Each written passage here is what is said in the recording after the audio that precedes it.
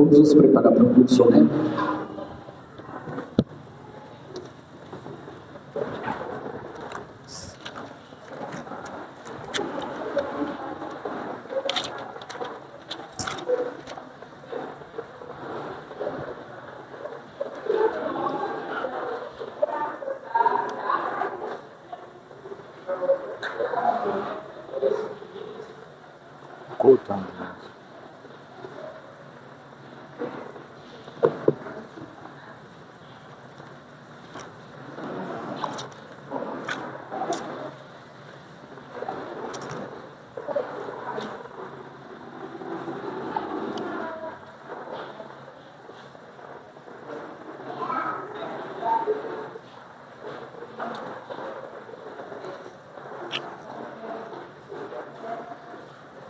Todos de pé, verem essa palavra de Deus.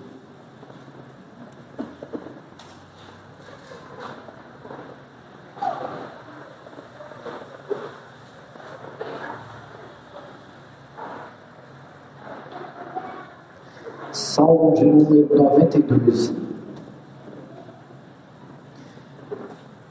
Irmãos, vamos pedir paciência aos irmãos, passamos um pouquinho do horário, devido ao café, para maior comer com os irmãos, passamos 19 minutos, estamos tentando iniciar o culto às 10 horas, mas o EBD prolongou um pouquinho, depois eu puxar a orelha do Tiago, o EBD prolongou um pouquinho, mas que Deus nos ajude. Então o culto deve passar poucos minutinhos do horário, pedimos a compreensão dos irmãos. Salmo de número 92, aquele que pode estar de pé, fique de pé.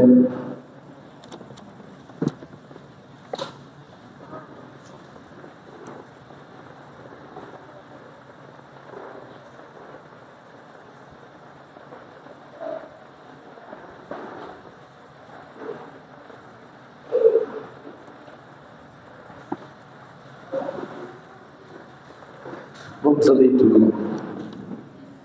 Um hino de gratidão a Deus. Salmo cântico para o dia de sábado. Bom é render graças ao Senhor e cantar louvores ao teu nome, ó Altíssimo. Anunciar de manhã a tua misericórdia e durante as noites a tua fidelidade. Com instrumentos de 10 cordas, com saltério e com a solenidade da harpa, pois me alegraste, Senhor, com os teus feitos. Exultarei nas obras das tuas mãos. Quão grande, Senhor, são as tuas obras. Os teus pensamentos, que profundos. O inepto não compreende, e o estulto não percebe isso. Ainda que os ímpios brotam como a erva e florescem todos os que praticam a iniquidade, nada obstante, serão destruídos para sempre. Tu, porém, Senhor, és o Altíssimo eternamente. Eis que os teus inimigos, Senhor, eis que os teus inimigos perecerão, serão dispersos todos os que praticam a iniquidade. Porém, tu exaltas o meu poder como o do boi selvagem, derrama sobre mim o óleo fresco. Os meus olhos veem com alegria os inimigos que me espreitam, e os meus ouvidos se satisfazem em ouvir os malfeitores que contra mim se levantam. O justo florescerá como palmeira, crescerá como o cedro no Líbano, plantados na casa do Senhor, florescerão nos átrios do nosso Deus. Na velhice darão ainda frutos, serão cheios de seiva e de verdor, para anunciar que o Senhor é reto, Ele é a minha rocha, e nele não há injustiça. O Salmo 92 aqui nos convida a reconhecer que é bom, que Deus é bom, justo e necessário, também rendemos graças ao Senhor. A adoração ela não nasce do costume, mas do coração que contempla as obras de Deus e se alegra em seus feitos. Aqui também aprendemos que o Senhor reina com perfeita justiça, enquanto o ímpio, ele pode até florescer por um tempo, né? Mas não vai ser como o justo, que plantado na casa do Senhor, ele permanece firme, frutífero e cheio de vida. Esse salmo também nos chama a levantar a voz desde manhã até a noite, proclamando a fidelidade de Deus lembrando que Ele é a nossa rocha e nele não há injustiça alguma. Diante desse Deus soberano, fiel e eterno, somos convocados a adorá-lo com gratidão, reverência e alegria. Curvem suas cabeças, vamos orar. Senhor nosso Deus, damos graças ao Teu nome, pois é bom te render louvores. Reconhecemos que Tu és justo em todos os Teus caminhos e fiel em todas as Tuas obras. Ó Deus, planta-nos em Tua presença, como lido aqui, Pai, como lido aqui hoje, para que floresçamos não segundo a força humana, mas pela vida que procede do Senhor, ó Deus. Que nossos lábios anunciem desde manhã até a noite a Tua bondade, a Tua fidelidade. E recebe, ó Deus, a adoração do Teu povo nesta manhã, pois Tu és a nossa rocha e em Ti não há injustiça alguma. Ó Deus, nos ajude a também manter uma reverência, um temor, mediante a adoração nesse momento. Seja conosco e que somente o Teu Filho Jesus Cristo receba glória nesta manhã, Pai. Em nome do Teu Filho Jesus Cristo nós oramos. Amém. Irmãos, vamos à leitura da Lei de Deus. Vamos fazer a leitura todos junto, Êxodo capítulo 20, do verso 1 ao 17. Leitura da Lei de Deus, toda a igreja. Então falou Deus todas essas palavras: Eu sou o Senhor, teu Deus, que te tirei da terra do Egito, da casa da servidão. Não terás outros deuses diante de mim. Não farás para ti imagem de escultura, nem semelhança alguma do que há em cima do céu, nem embaixo da terra, ou debaixo da terra. Não as adorarás, nem lhes darás culto, porque eu sou o Senhor, teu Deus, que te tirei da iniquidade dos pais nos filhos, até a terceira e quarta geração daqueles que me aborrecem. E faço misericórdia até 1000 gerações daqueles que me amam e guardam os meus mandamentos.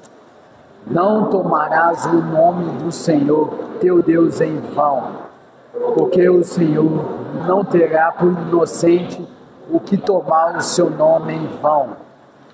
Lembra-se do dia de sábado, para o santificar. 6 dias trabalharás e farás toda a tua obra, mas o 7º dia é o sábado do Senhor teu Deus. Não farás nenhum trabalho, nem tu, nem o teu filho, nem a tua filha, nem o teu servo, nem a tua serva, nem o teu animal, nem coisa alguma, suas portas para dentro.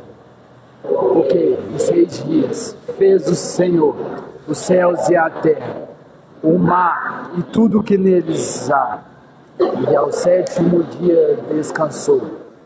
Por isso o Senhor abençoou o dia de sábado e o santificou. Honra teu pai e tua mãe, para que se prolongue os teus dias na terra que o Senhor teu Deus te dá. Não matarás, não adulterarás, não cobiçarás, não cobiçarás falsos testemunhos contra o próximo, não cobiçarás a casa do teu próximo, não cobiçarás a do teu próximo, nem o seu espírito, nem a sua serva, nem o seu boi, nem coisa alguma que pertença ao teu próximo. Amém. Irmãos, diante da lei de Deus, sabemos que durante a semana quebramos e erramos em alguma parte, ou talvez até nela toda. E esse é um momento de arrependimento pelos nossos pecados, nossos atos cometidos diante de um Deus Santo, que possamos verdadeiramente nos arrepender, nos entristecer e odiar o pecado e amar a Deus acima de todas as coisas. Esse é o momento. Vou estar dando um minuto à igreja para a sua confissão privada dos seus pecados. Logo após vou estar orando por todos nós.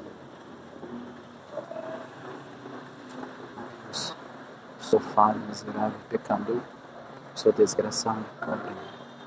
Ó Deus, eu pequei contra o Senhor. Eu fiz o que não era agradável aos teus olhos.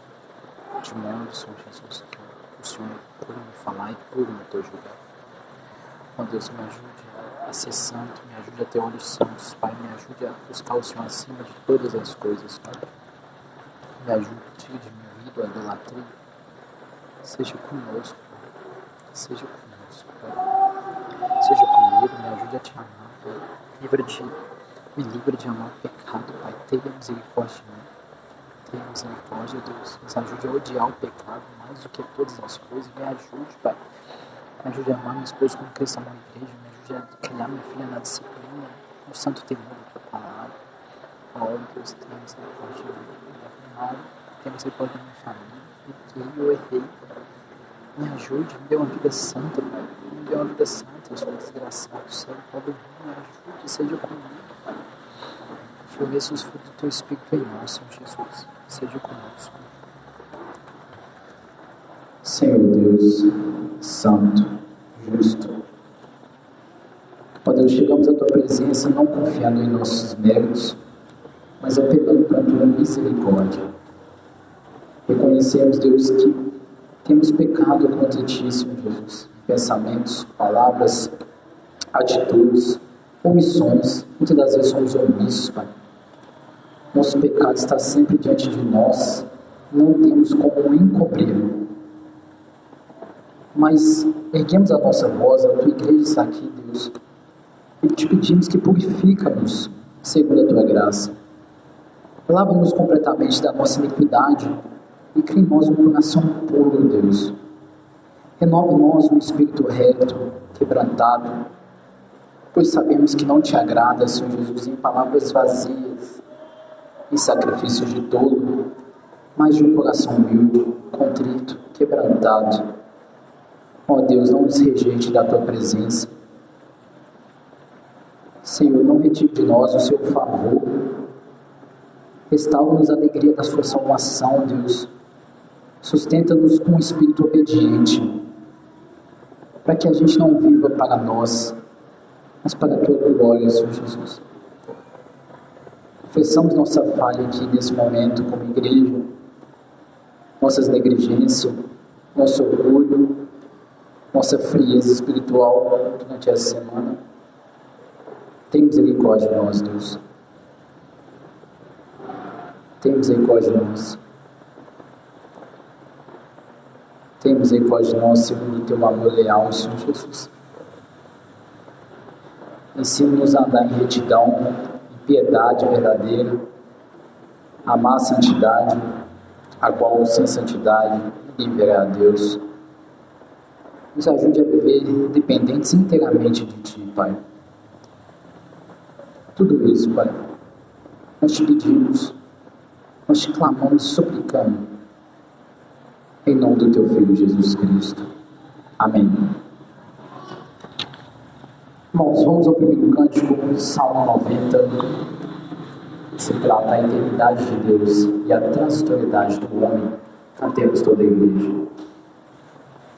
Senhor, se sido refúgio para nós, durante todas as gerações, antes que os montes viessem a ser, antes da terra e o mundo existir. Deus eterno, tu és Senhor, sempre e sempre tu és Deus. Fazes o homem voltar a ser pó, e depois disso volvem daí, como um dia e um ano se vão, e como ontem serão, pois os teus olhos são assim, como a vigília que se foi. Todo esse tempo constantemente são tuas asas como dormir, são como a relva que cedo abre a flor. Esta manhã enfeite me levou, mas quando a tarde chega ao fim, o chão se tornou. Pois consumidos estamos, ó Deus, e conturbados por teu furor. Em tua presença está nosso mal, nosso pecado, tudo também. Na tua ira os dias vão, qual breve pensamento são. 70 anos é o nosso viver, e virá vivo 80 serão, porém não passam de torcedor, depressão e voamos nós, e é capaz de conhecer a tua vida, teu furor. Ensina-nos nossos dias contar, para nos sejam viver, volta e venha de nossa compaixão, dá-nos tua graça pela manhã, e sempre alegres teu louvor, entoaremos com fervor. Por muitos dias alegramos, pois tua aflição nos veio atingir. Por muitos anos concede o favor, pois suportamos o teu furor. Ainda precisamos teu agir, e os nossos filhos teu furor. Seja a tua graça, ó Deus, sobre nós, sim, tua graça, nosso Senhor, as obras das nossas mãos, nosso Deus, vem confirmar, Senhor, sobre nós, as nossas mãos, as obras, sim, confirma sobre nós, Senhor. Pastor, pela sua oportunidade está já mais Deus, irmãos, pode ser. Esse é o momento agora de a gente orar pelas autoridades constituídas por Deus no nosso país. Eu vou estar fazendo oração, mas a igreja vai juntar em silêncio, com suas cabeças, leve seu espírito a Deus, e vamos orar pela nossa nação, pelas autoridades. Senhor, nosso Deus, santo, justo, soberano. Ó Deus, erguemos mais uma vez a nossa voz, clamando a Deus pela nossa nação, começando pelo presidente, Senhor Jesus, pela Câmara de Deputados Estaduais Federais, senadores, o STF, os poderes executivos e administrativos. Ó Deus, sabemos que até as leis de nossa nação desfraudam as leis, Pai. Vamos para Deus pelas leis, mas corrige essas leis também, para que as leis venham funcionar no nosso país, Pai. Deus vai na corrupção da nossa nação, converta esses anos, Deus, converta esses anos. Ajude, Pai, aqueles homens do cenário político que são verdadeiramente piedosos, querem exercer o trabalho dele de forma justa, de forma séria, contemplou, Senhor, ajude esses homens, que eles possam treinar para essas pessoas, Pai, que fazem parte da governamental de nossa nação, eles possam ter ousadia, eles não têm acesso, e tem pessoas, Pai, que têm acesso a essas pessoas, Pai, que se acham poderosas. Ó Deus, ajude esses homens e essas mulheres a cuidar de nossa nação, ter uma graça de Deus. Ó Deus, oramos também pelo prefeito da cidade, ó Deus, pelos vereadores dos bairros, a Câmara de Vereadores, oramos por vocês, Pai. Ó Senhor, ajude esses homens. Ó Pai, tira a corrupção do coração desses homens. desejos só de ganhar e prejudicar os outros. Ó Deus, ajude esse contexto por você. Ó Deus, oramos também por a segurança pública do nosso país, Pai, começando pelo Exército, Marinha Aeronáutica, os policiais federais, militares, penais, os guardas civis, delegados, os polícias rodoviárias federais, os policiais federais, todos esses para vigilantes fazem parte da segurança de nossa nação, e decisões entre força, vigor, proteção, eles possam tornar seus lares cuidados, protegidos para fortes, eles possam estar fortes no lugar da nossa nação, para brindar o arrependimento do Evangelho a esses homens e essas mulheres. Deus, oramos também a Deus pelas autoridades medicinais do nosso país, os médicos, os clínicos gerais, os psicólogos, os farmacêuticos, os Jesus das farmácias, abertos que nos ajudarem nós precisamos. Ó Deus, os enfermeiros da enfermagem, a biologista, todos esses, Pai, que cuida da saúde pública de nossa nação, que cuida dos nossos, que isso é Deus. Que isso é Deus, ajude esses homens e essas mulheres, Pai, a estar fortes para cuidar dos outros.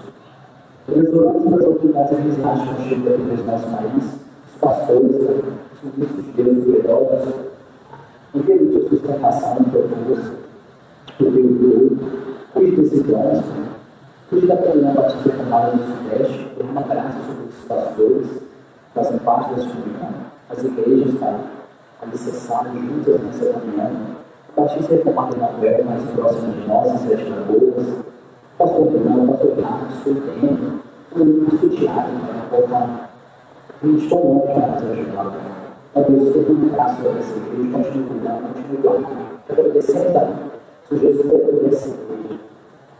O Deus pode estar falando mel, as igrejas da comunhão, mas tem mais igrejas poderosas, que a gente tem falado. Obrigado, Senhor Jesus. Pela igreja mais formada, obrigado por fazer parte dessa igreja, Pai. De forma muito misericordiosa, Pai, o Senhor deu a fé em Cristo Jesus em cada um que está aqui debaixo desse teto.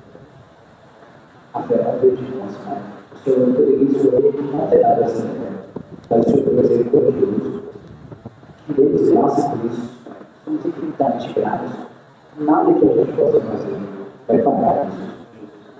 Louvamos a Deus por essa igreja, por participar do corpo de Cristo, por crer em Cristo. Ó Deus, ajude esses homens, essas mulheres, esses membros.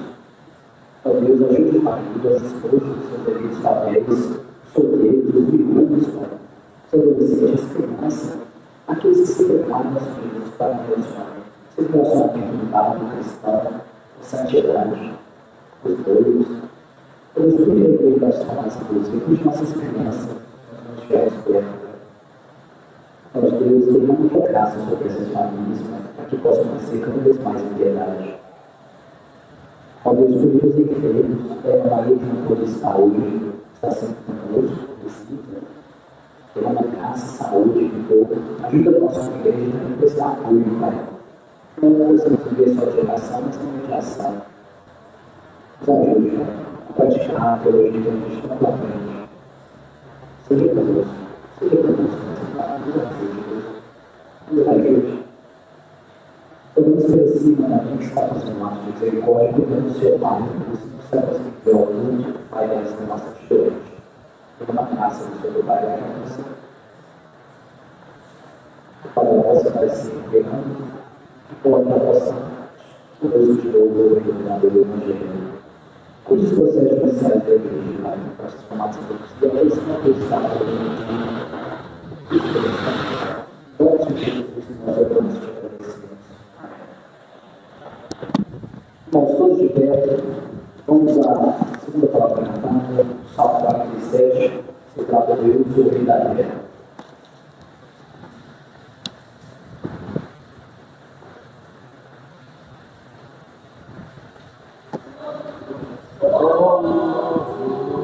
Almas bater e alegremente a Deus celebrar.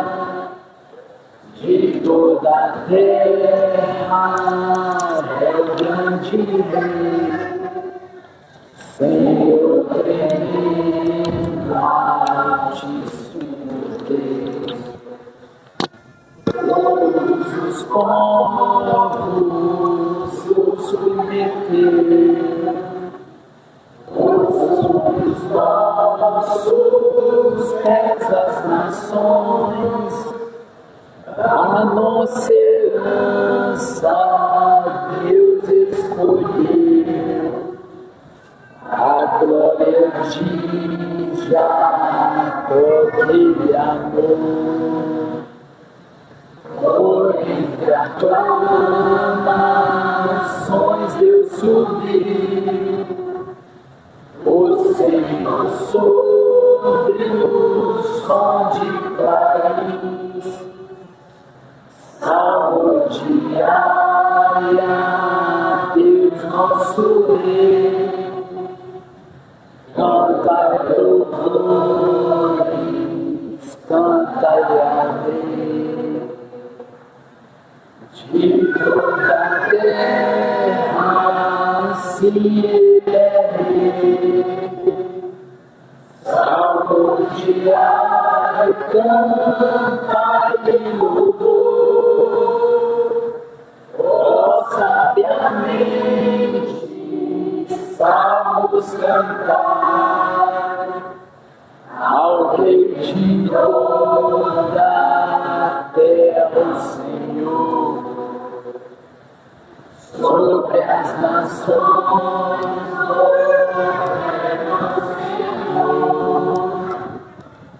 o santo trono Deus se assentou, os reis dos povos juntos estão, povo de Deus, Deus de Abraão, porque pertencem ao nosso Deus, carregam seus escudos proclams, gloriosamente Deus se exaltou, em sua glória Deus se exaltou. Amém. Irmãos, vamos à leitura. Pode ser sentado. Êxodo capítulo 11. Leitura pública do Antigo Testamento. Êxodo capítulo 11.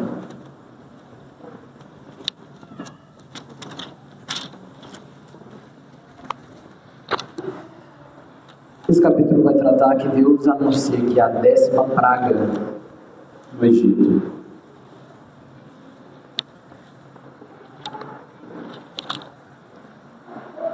Êxodo capítulo 11, vamos à leitura. Disse o Senhor a Moisés: ainda mais uma praga trarei sobre Faraó e sobre o Egito. Então os deixarei daqui. Quando vos deixar, é certo que vos expulsará totalmente. Fala agora aos ouvidos do povo que todo homem peça ao seu vizinho, e toda mulher à sua vizinha, objetos de prata e ouro. E o Senhor fez que o seu povo encontrasse favor da parte dos egípcios. Também o homem, Moisés, era muito famoso na terra do Egito, aos olhos dos oficiais de Faraó e aos olhos do povo.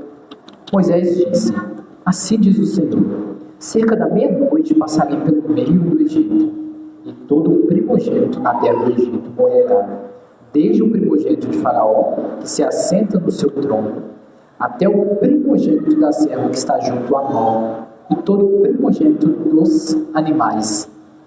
Haverá grande clamor em toda a terra, grande clamor em toda a terra do Egito, qual nunca houve, nem haverá jamais. Porém, contra nenhum dos filhos de Israel, desde os homens até aos animais, nem ainda um cão rosnará, para que saibais que o Senhor fez distinção entre os egípcios e os israelitas. Então todos estes, teus oficiais, descerão a mim e se inclinarão perante mim, dizendo: sai tu e todo o povo que te segue. Depois disto, eu sairei. E, ardendo em ira, se retirou da presença de Faraó.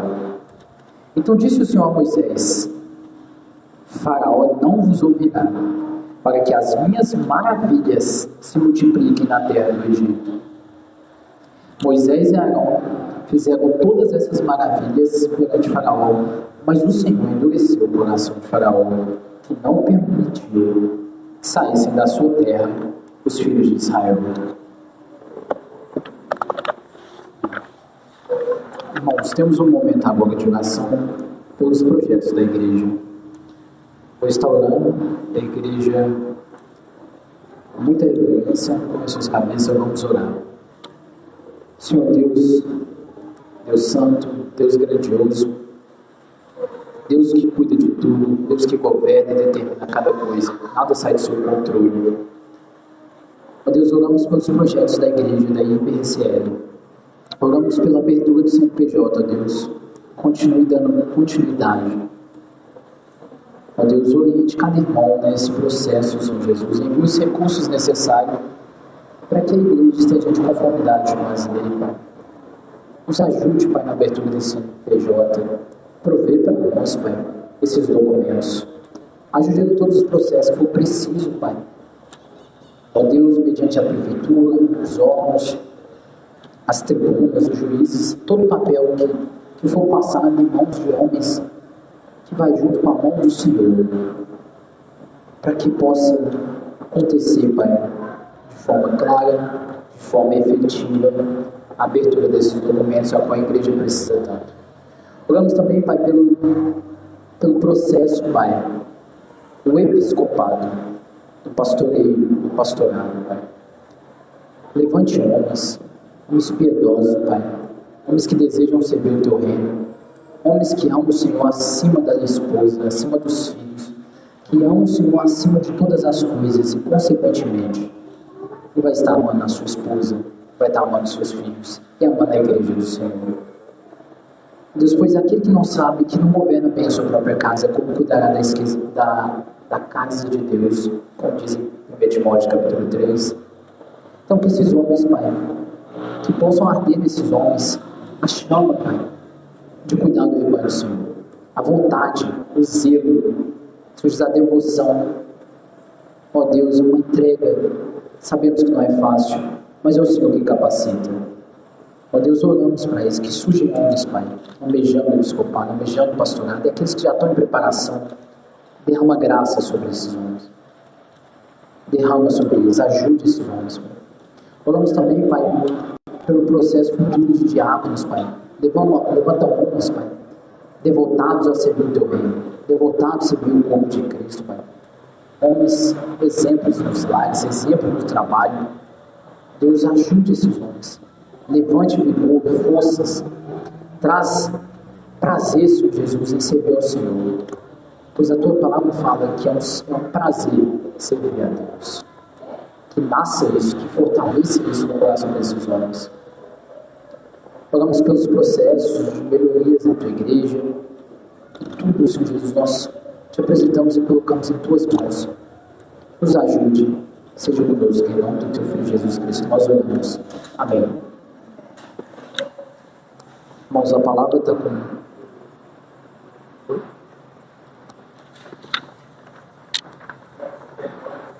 Oi? Ah, perdão, irmãos. Perdão, é um momento de ofertório agora. Perdão. Eu pulei o ofertório. Os irmãos estão livres em contribuir. Fiquem à vontade. Lembrando que quando você contribui para o reino de Deus, com seus recursos, é um ato de adoração a Deus. Os irmãos estão livres em contribuir.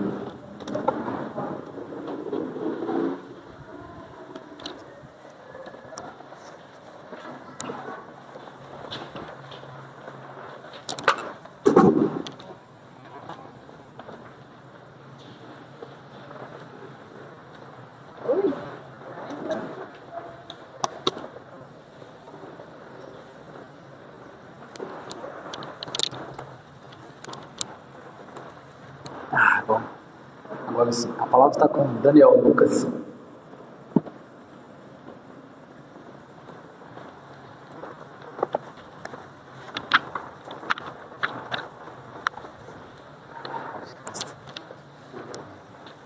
Igreja, vamos orar pelo Daniel. Senhor Deus, aqui está o teu servo, Deus. Capacite o teu servo nesse momento. Perdão, não tinha mais. Senhor Deus, eis aqui o teu servo. Deus, nesse momento, clamamos como tua igreja, o Senhor capacite o teu servo, para que ele possa entregar do alto, Pai, as maravilhas, as delícias da tua palavra. Abre nossa mente, nosso entendimento. Tire de nós toda desconcentração, toda falta de atenção nesse momento, Pai. Ó Deus, abra nossa mente, abra nossos ouvidos, Pai, que possamos escutar com atenção, Deus. Nos ajude a colocar em prática também, Senhor Jesus. Em nome do teu Filho Jesus Cristo, nós oramos e te agradecemos. Amém.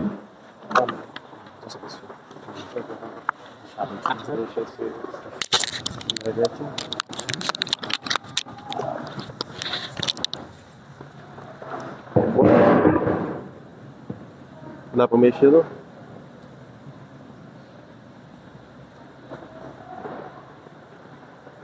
Bom dia, irmãos. Bom dia a todos. Os irmãos estão me ouvindo aqui? Dá para ouvir? Vamos abrir lá em Ageu. Ageu, capítulo 2.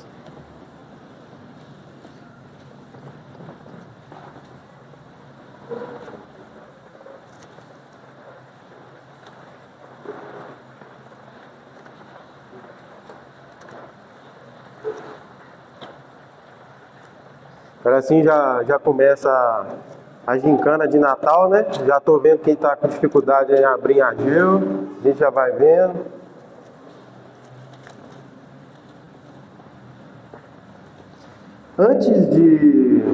Antes da gente começar a leitura, gostaria de relembrar os irmãos algumas coisas que nós já vimos nos últimos domingos e algumas informações que são úteis, que são boas para a gente ter em mente na hora de falar sobre o que está acontecendo aqui com o profeta Ageu, sobre o que o profeta Ageu está falando com o povo, né?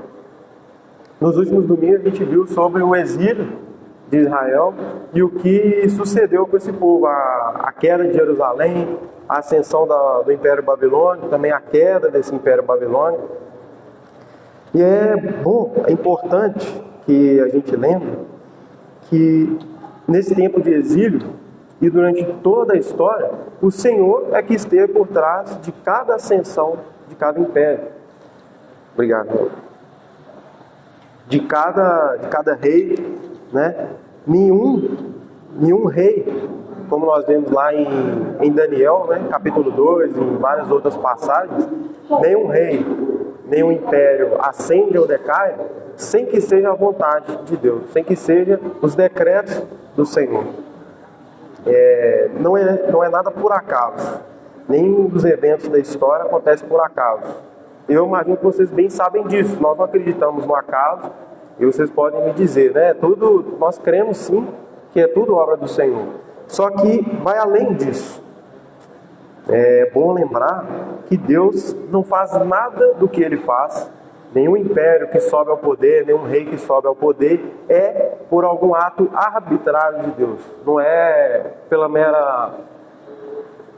mero chute de Deus. Deus tem que pôr alguém no poder, então Ele escolhe qualquer um. Não, Deus na verdade Ele tem todo o plano da redenção pré-estabelecido. Todos os seus decretos, eles cumprem etapas e assim, essas etapas é que são esses reis que sobem ao poder. Cada acontecimento, né, está conectado na grande história da redenção, o grande pacto da redenção que nós vemos na Escritura. Deus, Ele é fiel a si mesmo e Ele governa todas as coisas pela fidelidade a si mesmo, ao seu próprio nome e à sua glória. Várias vezes na Escritura a gente vê que Deus faz as coisas por amor de si, por louvor de si, por louvor da sua própria glória, né? Deus age dessa maneira.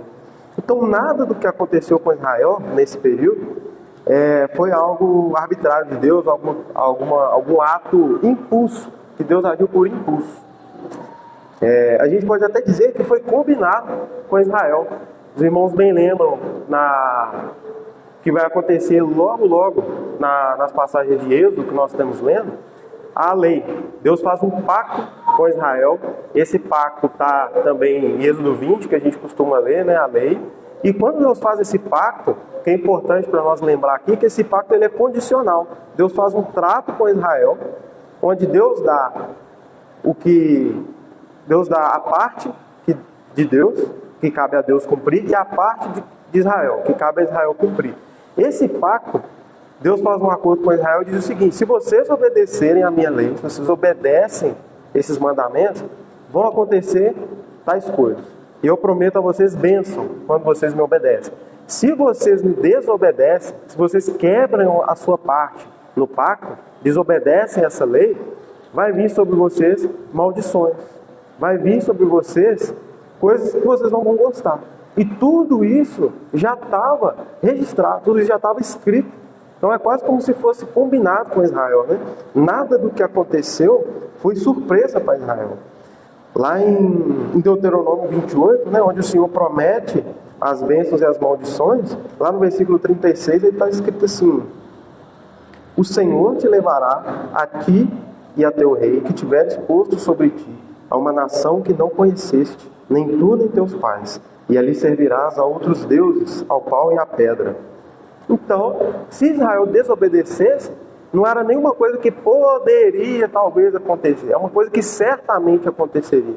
Deus já fala: se vocês me desobedecerem, essas maldições vão suceder. Então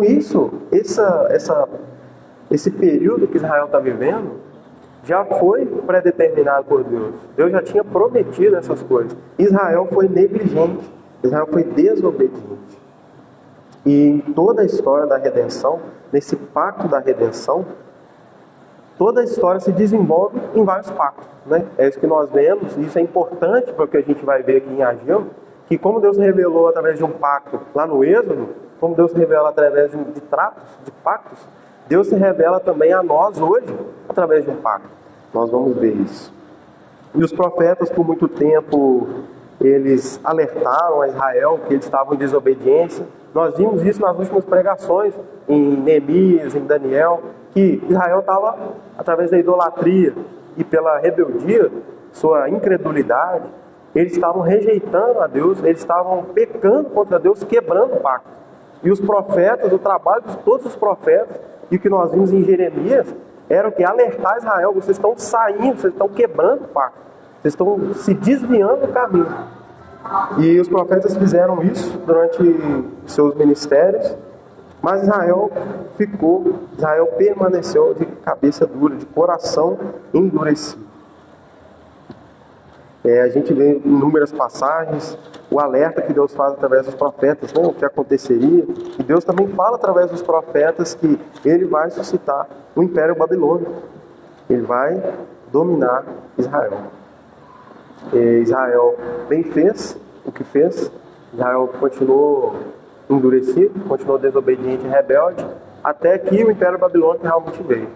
E aí foi o que a gente viu, né? A gente viu em Daniel, vimos em Jeremias.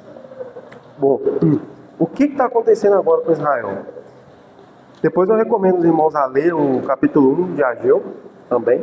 E o que a gente vê no capítulo 1 de Ageu é que o templo começou a ser reconstruído.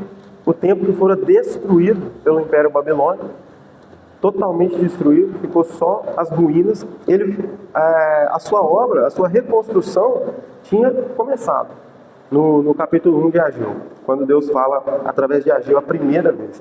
Só que essa obra ela foi interrompida por 16 anos, ficou um bom tempo parado por causa do desânimo de Israel, por causa da oposição também que Israel encontrou. E os irmãos vão encontrar isso principalmente no livro de Esdras, né? Que é um livro contemporâneo, a figura de Esdras. Isso que Ageu relata aqui é exatamente o que está acontecendo em Esdras, principalmente no capítulo 3, 4 e 5. Então os israelitas eles encontraram oposições por parte dos samaritanos, por causa das autoridades locais, e chegou até a haver um decreto real para que as obras fossem interrompidas por um tempo. Depois Israel enfrentou um desânimo, porque eles estavam num período muito, muito delicado. Havia muito pouco material, havia pouca colheita, eles estavam completamente desamparados por Deus, assim eles viam, né? E também Israel continuou e começou a ter as suas prioridades erradas, nos lugares errados. Deus fala através de Ageu que o povo estava abandonando a reconstrução do templo para poder reconstruir as suas próprias casas. Eles estavam priorizando a sua vida pessoal, priorizando o seu conforto, do que a obediência a Deus, do que a reconstrução do templo. Agora sim a gente chega na palavra de Ageu, né? Na palavra do Senhor através de Ageu. Ageu capítulo 2. No 7º mês, ao 21º dia do mês, veio a palavra do Senhor por intermédio do profeta Ageu, dizendo: fala agora a Zorobabel, filho de Sealtiel, governador de Judá, e a Josué, filho de Josadac, sumo sacerdote, e ao restante do povo, dizendo: quem há entre vós que, tendo ficado, viu esta casa na sua primeira glória? E como a vedes agora? Não é esta como nada diante dos vossos olhos, comparada com aquela? Ora, pois esforça-te, Zorobabel, diz o Senhor, e esforça-te, Josué, filho de Josadac, sumo sacerdote, e esforça-te todo o povo da terra, diz o Senhor, e trabalhai, porque eu sou convosco, diz o Senhor dos exércitos. Segundo a palavra da aliança que fiz convosco quando saístes do Egito, o meu espírito permanece no meio de vós, não temais. Porque assim diz o Senhor dos exércitos: ainda uma vez, daqui a pouco, farei tremer os céus e a terra, o mar e a terra seca, e farei tremer todas as nações, e virão coisas preciosas de todas as nações, e encherei esta casa de glória, diz o Senhor dos exércitos. A glória desta última casa será maior do que a da primeira, diz o Senhor dos exércitos. E neste lugar darei a paz, diz o Senhor dos exércitos. Vamos fazer uma oração antes da gente iniciar. Pai amado, essa é a sua palavra foi lida. Nós nos submetemos diante do Senhor, diante da sua soberania. Conduza-nos, Pai, em adoração a Ti através do entendimento da Tua palavra. Tem piedade de nós e conceda-nos graça e discernimento, para que a Tua palavra não seja ouvida e esquecida, que a Tua palavra não seja ouvida e mal entendida, mas que ela seja plenamente entendida, plenamente aplicada aos nossos corações, que a gente não venha voltar vazia, mas que venha encontrar no nosso coração um solo fértil, e que essa semente, que essa verdade venha frutificar a 60, a 30, a 60 e a 100 por 1, em nome de Jesus. Amém. Bom, nós vemos aí, nos primeiros versículos, né, no versículo 1, que Deus fala, através de Ageu, no 7º mês, o 21º dia do mês. Essa data não foi ao acaso também, essa data não foi à toa. Se vocês olharem, se vocês lembrarem do pacto que Deus faz no Êxodo, na saída de Israel do Egito, o Senhor estabelece uma festa, chamada Festa dos Tabernáculos. Israel separava os dias, bem nesse 7º mês, alguns dias, separavam 15 dias para festejarem. E o objetivo dessa festa, declara o Senhor aos judeus, que era para eles lembrarem do período em que eles saíram do Egito. Eles lembrarem da provisão que o Senhor concedeu a eles no deserto, da presença que eles tinham de Deus no deserto. Então, quando a gente relaciona essa data, como é que deviam estar os israelitas nessa data? Que foi uma data que essa festa foi festejada há muito tempo. Era já a tradição. Essa doutrina estabelecida por Deus já era a tradição por muito tempo estabelecida. Então Israel estava numa situação de completo desânimo, uma situação de completo abandono. Eles se viam completamente abandonados por Deus. E nos dias da festa, onde eles deveriam celebrar o Senhor, eles deviam relembrar a presença de Deus, a providência de Deus para com eles no deserto, né? Os irmãos vão lembrar da coluna de fogo durante o dia, da nuvem, da coluna de fogo durante a noite, da nuvem durante o dia, o maná que caía do céu. Então o Senhor sustentou de maneira miraculosa o povo de Israel no deserto. Então, num momento, numa época em que era para Israel celebrar o Senhor, lembrar dessas coisas, Israel está sem pátria, está sem templo. Israel está reconstruindo um templo que agora, a gente vai ver, não é nem digno de ser comparado com o primeiro templo. Então, o Senhor, quando Ele dá essa palavra nesse dia, faltando um dia para a festa terminar, é um ânimo novo. Israel, diante dessa situação, o povo de Israel, agora retornando do exílio, eles estavam muito desanimados, estavam completamente desamparados. E quando Deus dá essa palavra, Deus renova o ânimo de Israel. E Deus fala que logo depois eu sou convosco, né? Vocês não estão sozinhos. Eles estão... Já aqui, quando Ageu fala no capítulo 2, a obra já tinha começado há mais ou menos uns 2 meses. Mas o povo se desanimava. O povo estava muito abatido, talvez amedrontado com a oposição que poderia surgir. E aí, quando esse ânimo talvez estava no seu auge, por causa da festa, Deus dá um ânimo novo. E o Senhor bem diz, né? A gente olha aí no verso 3: quem há entre vós que, tendo ficado, viu esta casa na sua primeira glória? Então há entre o povo que voltou do exílio quem já era vivo e tinha cultuado a Deus no primeiro templo. Pessoas que conheciam bem a glória do primeiro templo e que agora, ao compararem esse segundo templo que estava sendo reconstruído, eles choravam. No capítulo 3 de Esdras, a gente vê que quando os fundamentos foram lançados desse templo, havia choro abundante, por causa dos idosos que já conheceram aquele primeiro templo.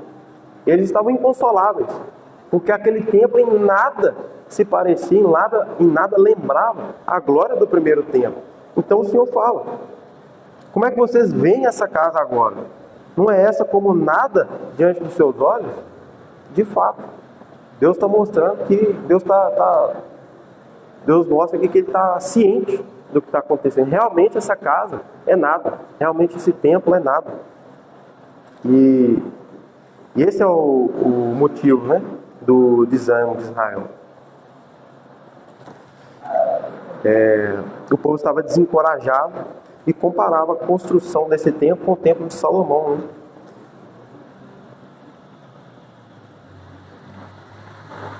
No versículo 4, o Senhor diz através de Ageu: esforça-te, Zorobabel, diz o Senhor, e esforça-te, Josué, filho de Josadaque, sumo sacerdote, e esforça-te todo o povo da terra, diz o Senhor, e trabalhai, porque eu sou convosco, diz o Senhor dos Exércitos. Então o Senhor lembra o povo de Israel do pacto. O Senhor lembra o que já tinha sido dito a Israel lá na aliança que Deus fez. O Senhor relembra o povo de Israel do que Ele já tinha dito, o que os israelitas deveriam estar lembrando. O Senhor é com vocês, né? Eu sou com vocês. Esforçam-te, sejam fortes. E a aliança que nós vemos, né, em Êxodo 20, onde Deus dá a lei, ela é mais do que só o capítulo 20. Deus dá uma lei completa. Deus dá uma lei que abrange, né, o que a gente entende civil, o cerimonial e o moral nessa lei. E aí, quando o Senhor fala isso, eu sou com vocês. Eu sou com vocês. Depois Ele vai falar que o Espírito habita no meio deles. Deus está lembrando eles que nada mudou. E que Deus é fiel, mesmo quando não parece. Deus é fiel não por causa da obediência de Israel.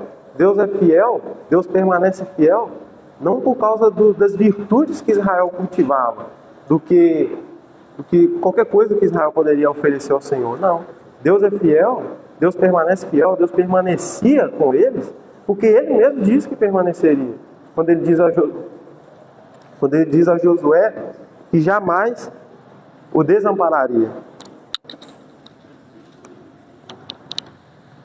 E é isso que o Senhor está dizendo aqui aos israelitas, ao povo de Israel.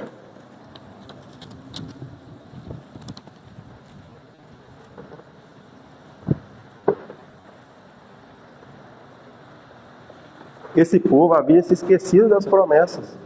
Promessas que deveriam ser guardadas pela fé. Mas nós somos muito das circunstâncias. Nós muitas vezes abalamos, temos a fé abalada por causa das circunstâncias. Então o povo se via numa situação de desamparo, de abandono, e se esquecia de Deus. E achava que Deus tinha se esquecido deles. Deus não pode estar conosco quando tudo isso está acontecendo. Não é compatível. Deus está conosco, Deus está no meio de nós, e todas essas coisas ruins acontecem. E o nosso tempo perdeu a glória. E o que aconteceu? Nós fomos abandonados. Mas não, Deus fala com ele, Deus fala através de Ageu, né? Esforçam, trabalhem, não sejam vencidos pelo desânimo. Insistam e obedeçam a minha palavra. Confiem na minha palavra, confiem nas minhas promessas. O mundo, eles enfrentavam oposições dos samaritanos e do império, né? Mas Deus está falando com ele, não desanime, mesmo com essas adversidades, mesmo contra essa oposição, e a gente bem sabe que o mundo, o diabo e a nossa própria carne são os nossos inimigos declarados. E aqui Israel estava desanimado justamente pela oposição desses inimigos. Satanás e o mundo, esses impérios, a sociedade atual, estavam contra o avanço do reino de Deus, estava contra a reconstrução do templo, muitas vezes atrapalhava. Então Israel se amedrontava e esquecia de Deus, e julgava que Deus havia se esquecido deles. Tamanho era o rigor, da disciplina, da punição de Deus sobre Israel. Então Deus relembra, a motivação de Israel não deve ser a glória que eles veem. Eles deveriam ser fiéis a Deus, eles deveriam continuar a insistir na reconstrução do templo, porque o Senhor estava com eles, mesmo sem eles verem, mesmo que eles não percebessem. Parece que Israel estava abandonado, parece que Israel estava desamparado, mas na verdade, quando Deus fala isso, Ele mostra: eu ainda estou no controle, eu ainda estou aí com vocês. Nada do que está acontecendo é sem propósito e nem fugiu do meu controle. Ele continua guiando a história pela sua providência soberana, guiando cada acontecimento, cada evento da história. Nenhum ato é capaz de alterar os planos de Deus. A gente lê lá em Jó, no último capítulo, que Jó fala: bem sei que tudo podes, e nenhum dos seus planos pode ser frustrado. E aqui o povo está parecendo que, para eles, está parecendo que os planos de Deus foram frustrados. Se Deus estabeleceu um templo onde Ele manifestava a sua glória, manifestava a sua presença, e agora esse templo está destruído, quer dizer que Deus nos abandonou? Quer dizer que Deus mudou? Deus mentiu? Mas não é nada disso. E quando Deus relembra, quando Deus fala que está convosco, está com eles, e no verso 5, segundo a palavra da aliança que fiz convosco, quando saídes do Egito, o meu espírito permanece no meio de vós. Não tem mais. Deus está relembrando Israel do pacto. O pacto que Deus fez com Israel. Que ele jamais o abandonaria. E que Israel era o povo dele. Deus afirma a sua aliança. Deus reafirma a sua aliança. E a fidelidade que Deus prometeu lá no Êxodo. Lá na aliança. A gente vê também em Números, capítulo 6, que Deus não é homem para mentir, e nem filho do homem para se arrepender. Então Deus não muda. Deus jamais vai ir contra as suas próprias palavras. Ele não pode ir contra si mesmo. Ele fala com Israel: não temas. Não temas a oposição, não temas o que quer que suceda a vocês. Verso 6: porque assim diz o Senhor dos Exércitos, ainda uma vez, daqui a pouco farei tremer os céus e a terra, o mar e a terra seca, e farei tremer todas as nações, e virão coisas preciosas de todas as nações, e encherei esta casa de glória, diz o Senhor. Deus mais uma vez mostrando a sua soberania na providência. Nós vimos em Daniel capítulo 5 E bem foi lembrado aqui pelo pastor BD, que quando Nabucodonosor tem aquela visão, a visão mostra que a pedra que destrói a estátua, a pedra que destrói os impérios, é o Cristo. O próprio Deus sucede, o próprio Deus acende os impérios e também os derrota. Ao mesmo tempo que Deus, pela sua palavra, através dos profetas, ele fala que vai vir a Babilônia, que vai vir os persas, que vão vir os caldeus, ele fala também quando é que esse povo vai sair, quando é que esse povo vai ser derrotado, quando é que esse povo vai ser expulso do meio deles. Porque todas essas coisas estão no controle do Senhor. Então Deus dá aqui também uma razão para que Israel se animasse, né? A primeira razão é pela presença pactual do Senhor no meio deles. Não é porque eles não estavam vendo, que eles não percebiam que o Senhor não estava no meio deles. E a segunda razão, mais uma razão para que Israel se esforçasse e permanecesse na obra, na reconstrução do templo, é que eles não estavam desamparados. Deus continuava a lutar por eles. E é o que ele diz aqui, ó: eu vou abalar as nações, eu farei tremer os céus e a terra. Ele está falando aqui, está lembrando o povo que os recursos, as riquezas vão chegar para reconstruir o templo. O templo, ele não vai ser uma ruína para sempre. Ele relembra o povo da sua soberania, que a glória do templo, a glória do povo de Deus e a glória do próprio Deus não está nas mãos de Israel. Não depende de Israel glorificar a Deus através do templo. Não depende de Israel encher o templo de glória. Mas depende do próprio Deus. É Deus quem vai enviar as riquezas. E logo, né, farei tremer as nações e virão coisas preciosas de todas as nações. As riquezas, a glória do primeiro templo, que era cheia de ouro, cheia de riquezas, que esse templo agora não tem. Esse templo agora mal lembra o primeiro templo. Deus fala com ele que, Deus fala através de Ageu, né, ao povo, que as coisas preciosas das nações, todas essas riquezas, todo esse ouro, virá. E a glória vai voltar ao templo. Quando Deus realizar sua vontade, quando chegar o tempo, Deus fará isso. Deus trará as riquezas, Deus trará a glória de volta para o templo, que se Israel estava sem esse recurso para continuar a construção, se o templo ainda estava sem glória, é porque ainda não havia chegado o tempo. E por fim, nós chegamos no ápice do que Ageu diz. E tudo isso que Ageu diz aqui é o propósito principal. Minha é a prata e meu é o ouro, disse o Senhor dos Exércitos. A glória desta última casa será maior do que a da primeira, diz o Senhor dos Exércitos. E neste lugar darei a paz, diz o Senhor dos Exércitos. O povo tinha aí mais uma razão para trabalhar, mais uma razão para poder se esforçar na construção do templo. Porque a prata e o ouro pertencem a Deus. Além de Deus estar com eles e relembrá-los da sua presença pactual,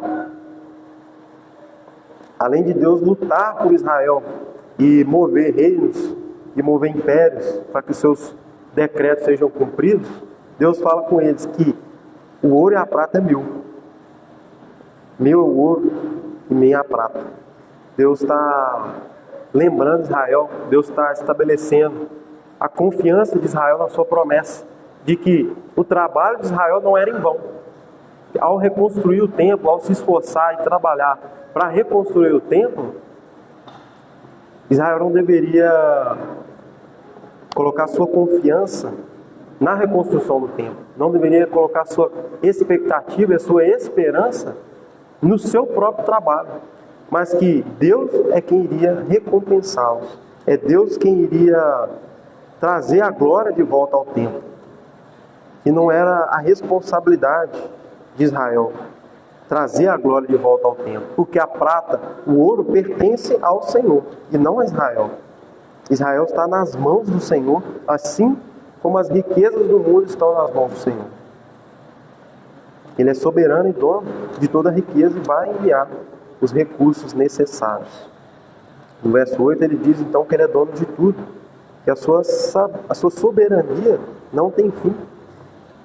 Davi em 1 Crônicas, capítulo 29, ele fala, né, que nós damos a Deus o que Ele nos dá. Tudo vem de Ti.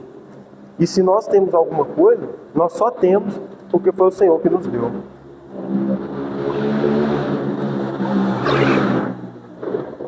No versículo 9, Ageu conclui o raciocínio.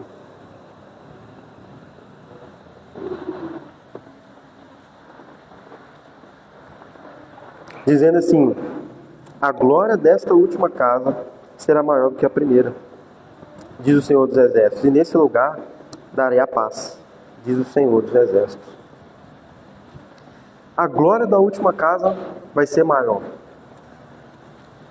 Como é que a gente consegue entender isso? Por que Israel estava tão desanimado diante desse novo templo? Porque esse templo era muito menor, porque esse templo era muito menos glorioso do que o primeiro templo. E quando Deus fala isso aqui, parece uma mentira, parece contraditório. Porque na primeira casa, no templo de Salomão, né, que é o referido aqui à primeira casa, nós tínhamos um templo enorme, nós tínhamos um templo visivelmente glorioso, coberto de riquezas. Ele era coberto de ouro, do lado de dentro e do lado de fora. A presença de Deus era manifesta nesse templo, visivelmente e fisicamente. A gente vê na inauguração do templo que os sacerdotes não conseguiram ficar em pé no templo, porque a nuvem da glória de Deus encheu o templo. A nuvem da presença de Deus encheu o templo de uma maneira que os sacerdotes não conseguiram ficar de pé no templo, não conseguiram fazer o sacrifício, fazer o seu ofício. Então Israel se gloriava muito nesse templo e tinha muita confiança nesse templo por causa disso. E quando Deus fala que a glória da última casa vai ser maior que a primeira, como é que isso é possível? A segunda casa, esse templo que eles estão construindo, ele é menor, ele é mais simples, ele não tem o menor luxo, não tem a menor riqueza visível, não tem a menor glória visível, e também não tinha arca. O primeiro templo tinha a arca da aliança, onde estava dentro da arca as tábuas da lei. Então, a revelação especial que Deus concedeu aos judeus, que os judeus se gloriavam nessa revelação, ou a lei de Deus, a tábua da lei, nós agora também não temos ela mais. E o templo não tem nada que vai lembrar Deus, que lembra a glória de Deus, que lembra qualquer história, qualquer parte da história que nós vivemos. Esse templo não faz sentido. Só que o que Deus está falando aqui através de Ageu é que a última casa não é essa. Esse templo que está sendo reconstruído não é essa casa última. Não é essa o fim de Israel. Essa casa não é o meu propósito final. É isso que Deus está mostrando a Israel.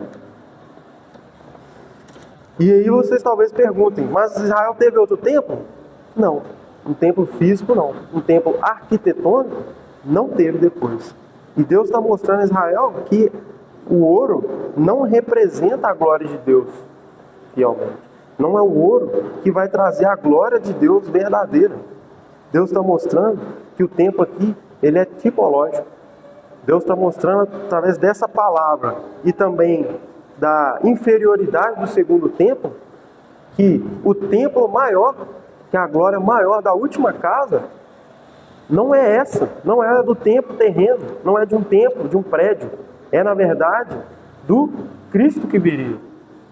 É uma tipologia, esse templo está apontando para o Cristo, está apontando para o Messias, o Salvador que vai vir.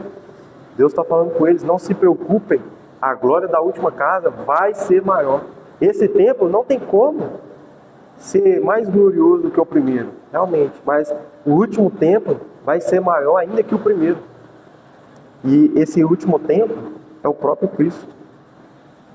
É o Filho, onde toda a história culmina. É o ápice de toda a revelação de Deus. É o Filho que hoje nós conhecemos.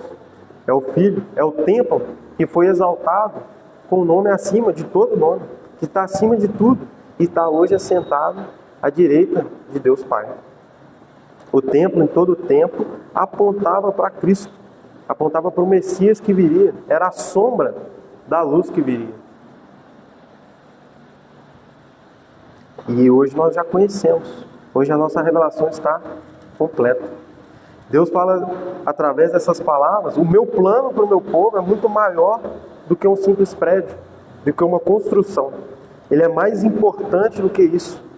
Quando Israel foca na glória do prédio, foca na obra, foca na glória dessa obra terrena, eles perderam o foco do pacto, eles perderam o foco do que Deus realmente tinha prometido para eles, qual era o plano completo, o todo do plano de Deus para a história de Israel, para a história do povo de Deus. Quando no Êxodo Deus estabelece o templo, Deus estabelece o tabernáculo como o local da presença de Deus, o local onde Deus manifestava de fato a sua glória, Deus estava ensinando uma verdade pactual. Porque esse templo que apontava para Cristo mostra que a glória de Deus e a presença de Deus está no templo. E quando nós não temos mais um templo terreno, quando nós não temos mais um prédio onde Deus habita, nós percebemos que o segundo templo, o último templo, na verdade, o templo final, onde a glória é realmente manifesta, que é o Cristo, que é o Messias, é a presença de Deus, é a glória verdadeira de Deus. Em Êxodo 40, versículo 34, a gente lê o seguinte: então a nuvem cobriu a tenda da congregação, e a glória do Senhor encheu o tabernáculo. A glória é a presença de Deus. Esse versículo mostra que a glória e a presença de Deus é a mesma coisa. É a mesma coisa que dizer que a presença do Senhor encheu o tabernáculo. Isso quer dizer que, de fato, Deus tinha determinado, Deus estava estabelecendo ali no seu pacto, lá em Êxodo, que o local onde Deus se revela, o local da presença e da glória de Deus, é o templo. E aí o que nós lemos agora nos evangelhos é o cumprimento dessas palavras. No Evangelho de João, versículo 1, olha o que João diz: o Verbo se fez carne e habitou entre nós. Essa palavra habitou é a mesma coisa que dizer armou seu tabernáculo, armou a sua tenda. A mesma palavra no original é usada. E quando João fala isso, terminando o versículo, né?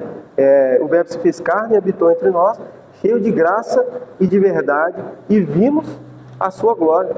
Então João está concordando aqui com a revelação do Antigo Testamento, que na verdade esse Cristo, esse Jesus, ele é o templo, ele é o último templo, porque a presença de Deus é vista nele, a glória de Deus é vista nesse Cristo. João está usando aqui a mesma palavra justamente para mostrar isso, para mostrar para nós que Jesus Cristo é a glória de Deus Pai. Jesus Cristo é a presença de Deus Pai no meio do seu povo. Assim como Deus fala aqui, no verso 5 de Ageu.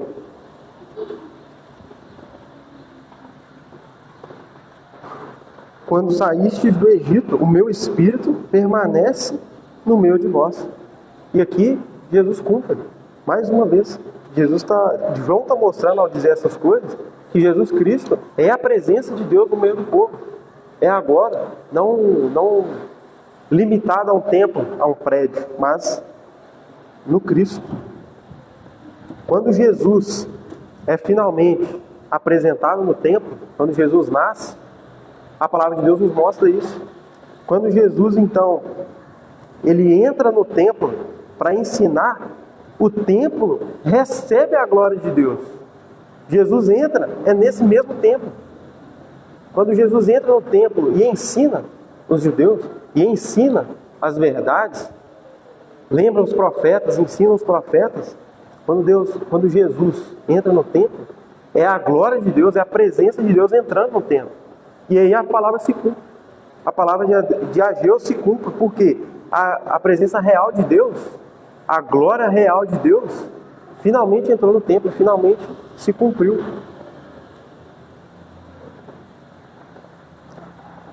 A revelação alcança a sua plenitude quando Jesus nasce. Quando Jesus, que é essa presença de Deus. Quando Jesus nasce, na verdade, quando Jesus é apresentado no templo, Simeão diz o seguinte, que esse menino, ele é a luz para a revelação aos gentios e a glória do teu povo Israel.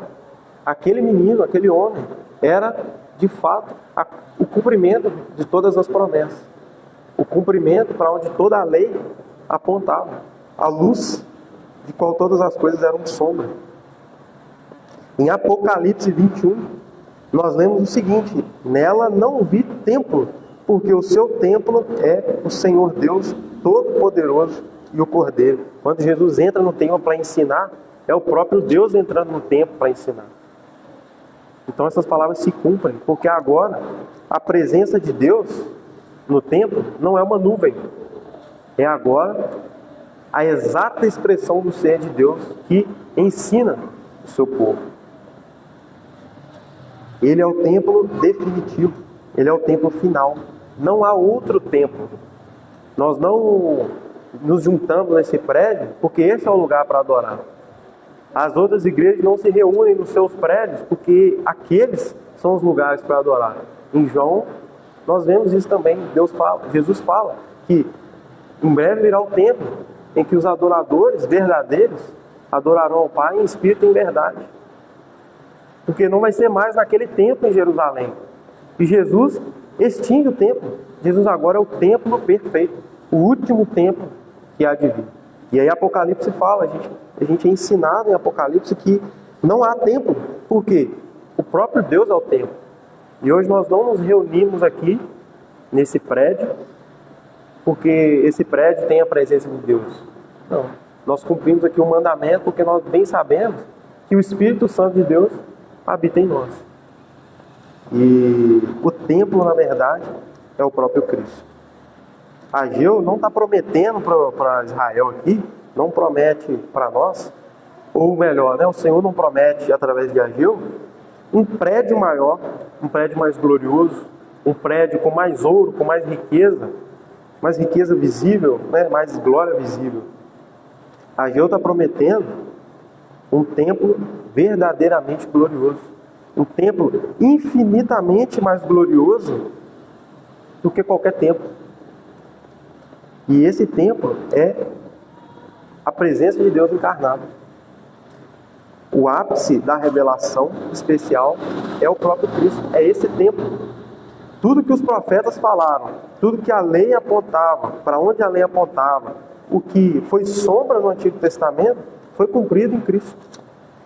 Foi atingido, foi satisfeito em Cristo. Onde Hebreus capítulo 1 vai dizer que ele é a exata expressão do ser de Deus.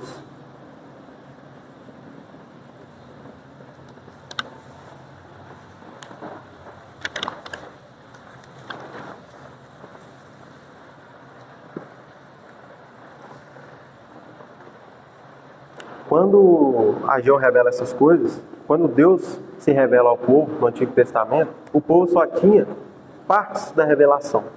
A gente entende hoje que a revelação ela acontece de maneira progressiva, onde ele se revela parte por parte.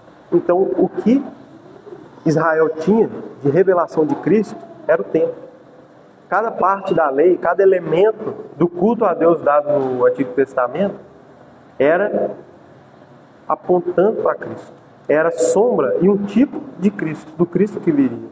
Então, hoje, nós temos a revelação completa. Quando Israel abandona a construção do templo para reconstruir suas próprias casas, é como se estivessem negligenciando o próprio Cristo.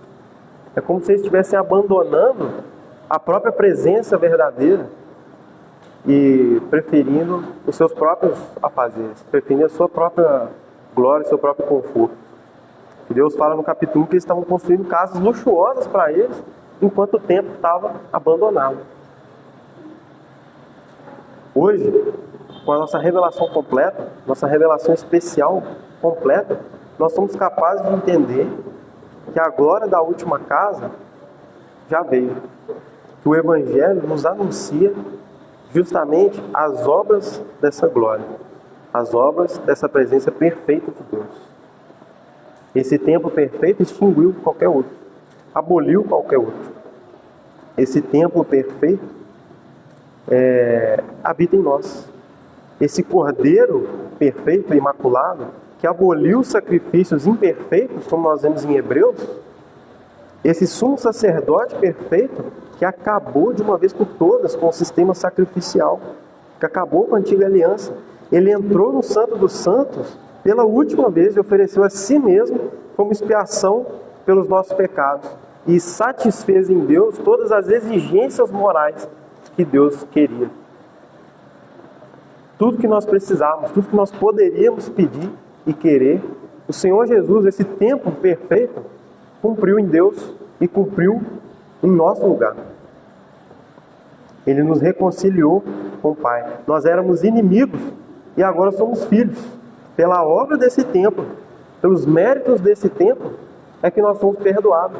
E aí no final do versículo 9, o Senhor fala: e nesse lugar darei a paz, diz o Senhor dos Exércitos. Então, a princípio, o Senhor deu uma paz momentânea para Israel quando esse templo finalmente foi reconstruído.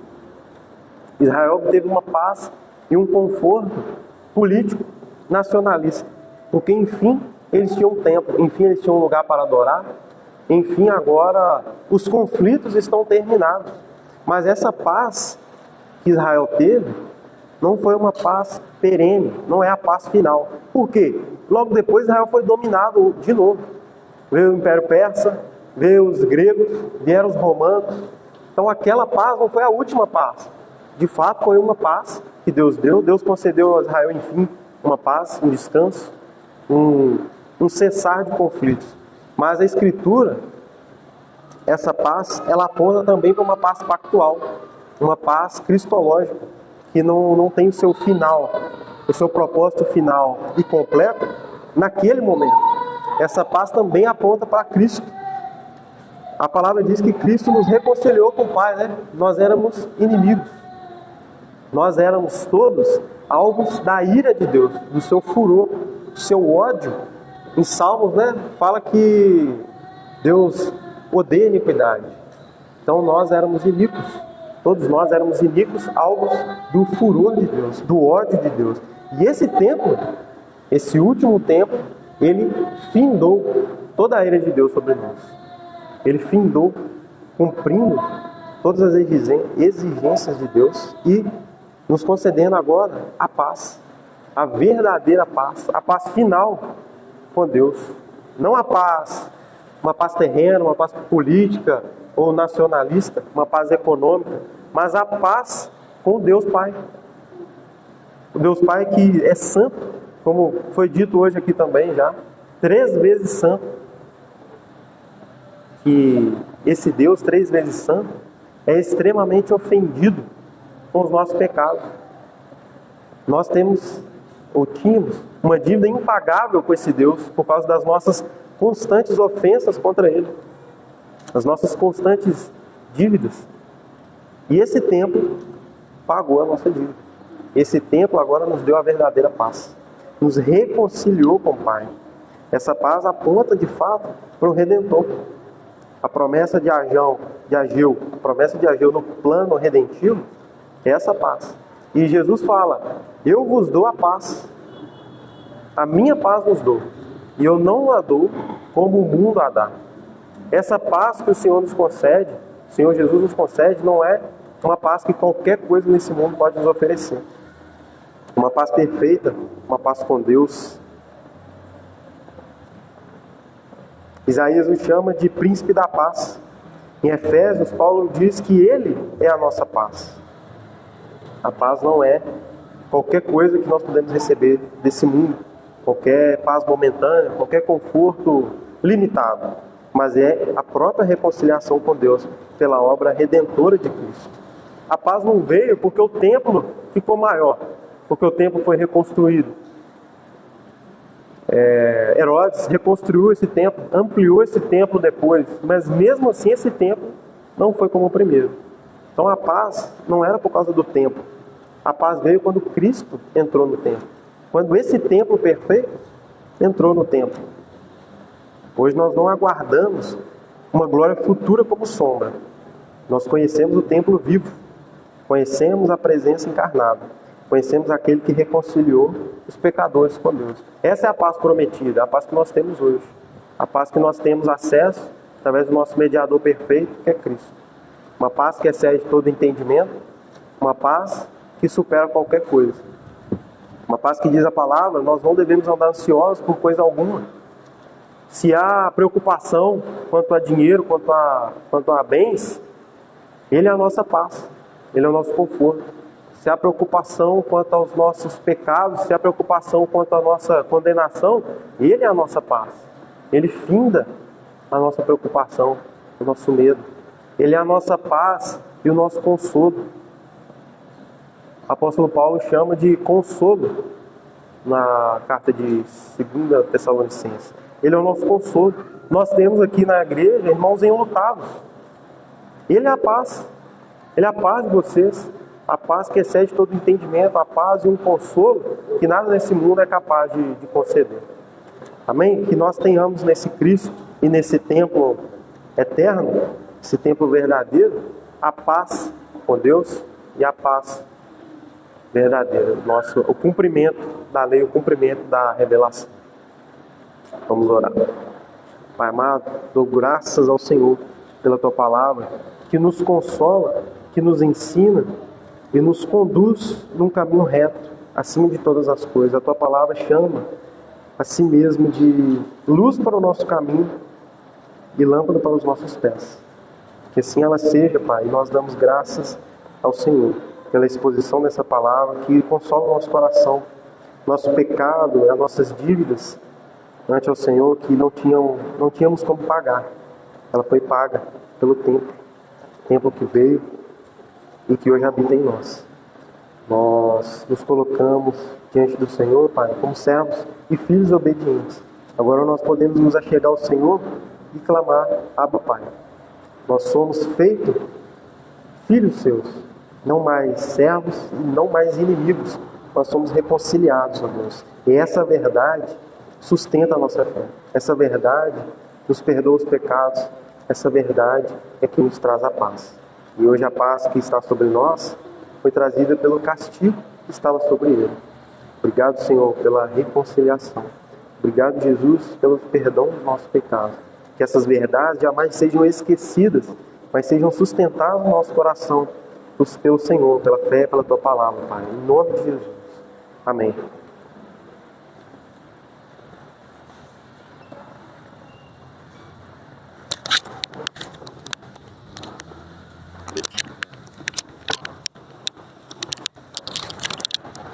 Louvado seja Deus pela sua palavra, né? Que essa glória do segundo templo, ela não se manifesta, como bem disse o irmão Daniel, por meio de ouro, né? Mas a glória do segundo templo está no Cristo que pisou no segundo templo, o Cristo que pregou no segundo templo, o Cristo que ensinou no segundo templo, não é verdade? A glória que às vezes se limitava a encher o Santo dos Santos, ali nesse local, onde só o sumo sacerdote poderia entrar, agora essa glória se manifesta em osso e carne, de forma pessoal, na presença do Cristo, né? E aí, antes de olharmos para a ceia, sabe como a igreja corre risco de enfrentar o mesmo problema aqui de Israel, denunciado pelo profeta Ageu? Quando a igreja começa a tentar medir aqui a fidelidade de Deus a nós, não olhando para as promessas de Deus, mas olhando por coisas corruptíveis. E a igreja começa a olhar para números de cristãos no meio dela. A igreja começa a olhar para a liturgia. Se a minha liturgia é assim, então Deus se manifesta no nosso meio. Então a igreja começa a ficar tentada para olhar coisas visíveis e corruptíveis e querer medir isso com a glória e a manifestação de Deus no meio da igreja, né? Então a igreja começa a flertar aqui com pragmatismo, ou talvez com uma nostalgia de olhar para o passado e achar que o Deus do passado é um Deus diferente do Deus do presente. Então a igreja fica tentada a isso, né? E cair no mesmo problema aqui denunciado pelo profeta Ageu. E aí quando nós olhamos o que o apóstolo Paulo diz lá em Colossenses 1, ele diz assim, ó: e havendo feito a paz pelo sangue na cruz, né? Então nós vemos o cumprimento aqui dessa paz, né? Nessa paz que satisfaz a justiça divina, essa paz que rompe essa relação de inimizade natural entre o homem e Deus, né? E aí quando nós aproximamos aqui da mesa do Senhor, nós estamos então confessando publicamente que a nossa esperança não está nas glórias visíveis. No tempo de Israel, no ouro, né? na reconstrução da Arca da Aliança, não. Mas agora, também a glória de Deus não se mede o quanto de membros tem na nossa igreja. A glória de Deus não se mede pelo quanto nós adequamos a nossa... Não. A glória de Deus se mede por meio da revelação de Deus, por meio da Sagrada Escritura, da presença de Deus no nosso meio, por meio do Espírito Santo que habita em nós, e por meio da promessa desse Deus, né? A nossa segurança não está nas estruturas do templo, nos muros que foram reconstruídos depois por Neemias. Israel não passa a estar seguro porque os muros foram reconstruídos, mas Israel está seguro porque Deus é a segurança desse povo, né?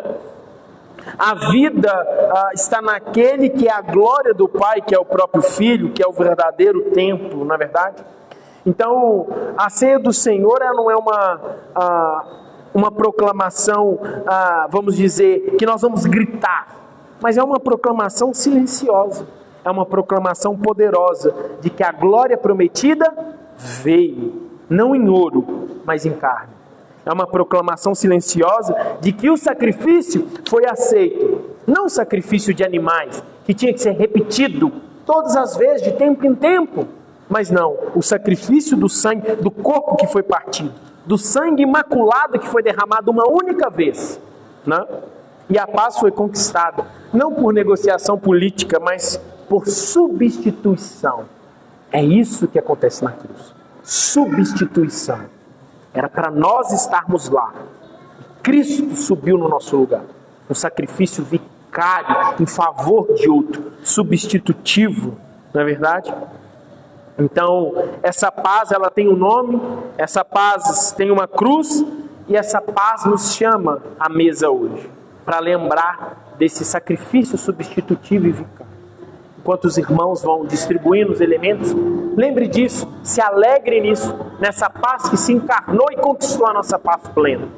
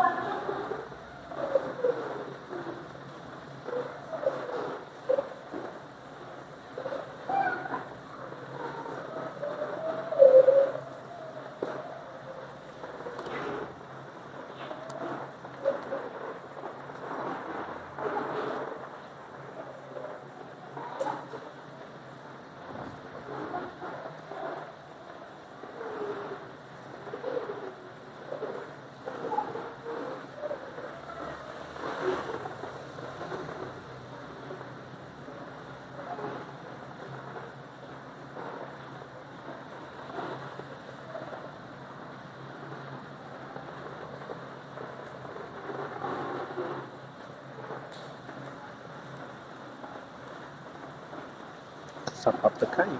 Vamos lá.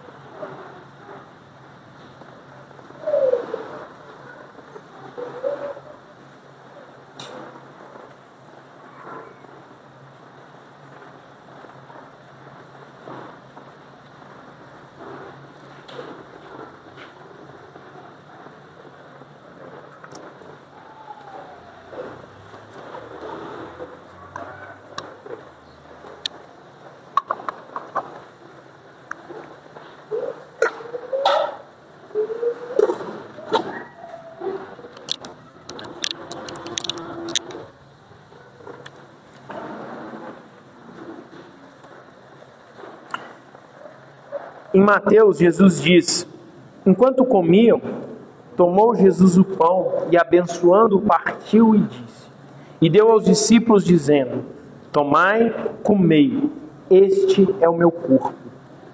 Vamos dar graças a Deus, lembrando que esse sacrifício que nos traz essa perfeita paz, esse templo que habitou entre nós. Senhor, nós te louvamos. Nós te louvamos porque a nossa paz é conquistada não pelo nosso mérito, não pela nossa força, mas essa paz foi conquistada pelo próprio Cristo. Ah, Senhor, é um motivo de gratidão para nós ver que o Senhor nos livra, não do inferno, o Senhor nos livra de você mesmo, o Senhor nos livra da sua própria ira. Ah, Senhor, nós te agradecemos, nós te louvamos e bendizemos o Senhor.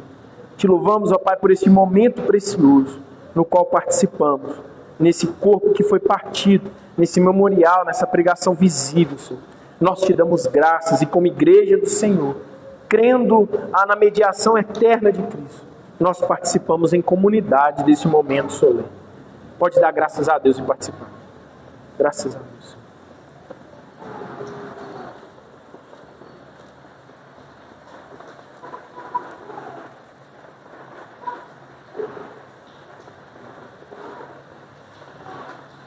A seguir, tomou um cálice, tendo dado graças, o deu aos discípulos, dizendo: bebei dele todos, porque isto é o meu sangue, o sangue da nova aliança, derramado em favor de muitos para a remissão de pecados. E digo-vos que desta hora em diante não beberei desse fruto da videira, até aquele dia em que hei de beber novo convosco no reino de meu Pai. Senhor, nós te agradecemos. Nós te louvamos porque nós temos a certeza de que um dia estaremos às bodas do Cordeiro, plenamente satisfeitos em Ti e o Senhor em nós. Ah, Senhor, nós te louvamos por esse sangue que foi derramado, esse sangue perfeito. Não um sangue temporal, mas um sangue eterno, que limpa, Pai, a mancha do pecado da nossa alma. Eu te dou graças e te louvo, Senhor. Pode dar graças a Deus e vamos participar. Te louvamos.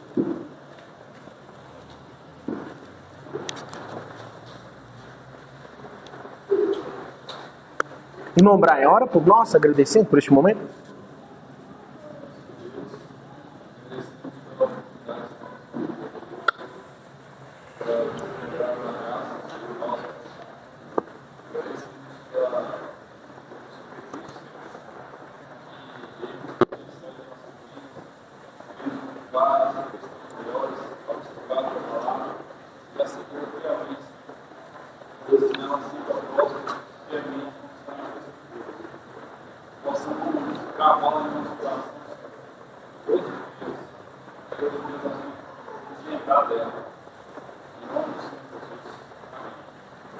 Louvado seja Deus. Vamos à nossa pergunta do Catecismo Batista, a pergunta de número 117. Pelo que oramos na sexta petição?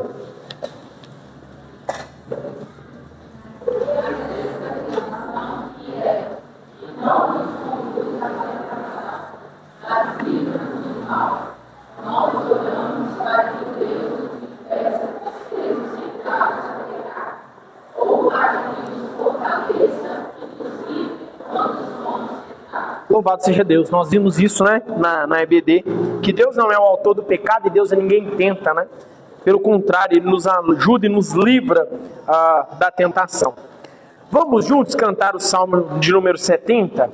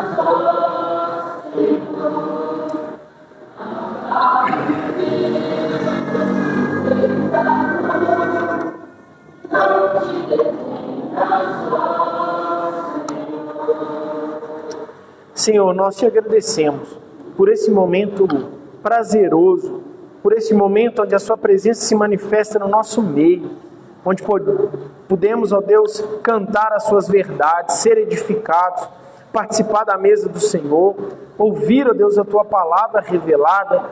Deus, que a nossa fé seja fortificada, a fé no Cristo, que nós venhamos, ó Pai, estar fortalecidos e guardar a tua palavra no nosso coração para não pecarmos contra o Senhor e aplicar, ó Deus, essa palavra no nosso lar, no nosso dia a dia, no nosso trabalho. Que seja uma semana, Deus, abençoada, que o Senhor nos livre de todo mal, que o Senhor nos guarde, nos abençoe, nos negócios, no trabalho, nos estudos, seja conosco, Senhor.